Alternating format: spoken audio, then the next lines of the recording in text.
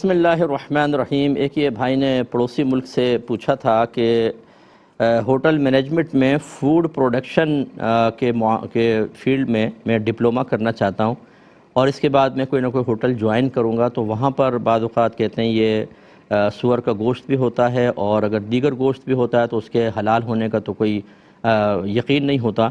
تو پھر ایسے جگہ پر مجھے کام کرنا کہ میری سپرویژن میں یہ کام ہوگا، تو کیا حکم شرع ہوگا؟ دیکھیں، یہ ڈپلومہ کرنے میں تو مسئلہ نہیں ہے۔ لوگ جب پڑھتے ہیں تو بینک فراڈ کی بکس بھی پڑھی جاتی ہیں، سود کے سارے ہم پڑھاتے ہیں، سود کے سارے معاملات۔ نفس علم میں تو کوئی قباحت نہیں ہے۔ اب فیلڈ میں جانے کے بعد جیسے اب آپ کو خدشہ ہے، کوشش یہ کریں کہ آپ کوئی ایسا غیر مسلم کا ہوٹل جوائن نہ کریں، آپ مسلمان کا ہوٹل جوائن کریں تو یہ پرابلمز آپ کو نہیں آئیں گی۔ لیکن بہرحال اگر آپ کسی ایسے ہوٹل میں ہوئے اور پھر آپ نے ان چیزوں کے بارے میں مشورے دیے، یا آپ کے سپرویژن میں مسلمان بھی آ کے وہاں پہ کھاتا رہا، تو اس میں گرفت کے امکانات ہیں، اور آپ کے ضمیر پہ ایک بوجھ ضرور رہے گا۔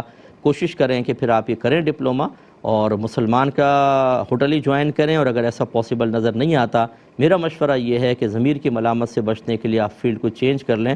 اللہ تعالیٰ اس میں آپ کو برکت عطا